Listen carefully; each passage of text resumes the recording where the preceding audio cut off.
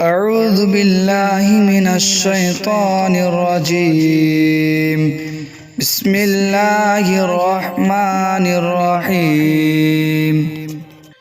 ياسين والقرآن الحكيم إنك لمن المرسلين على صراط مستقيم تنزيل العزيز الرحيم لتنذر قوما ما أنذر آباؤهم فهم غافلون لقد حق القول على أكثرهم فهم لا يؤمنون إنا جعلنا في أعناقهم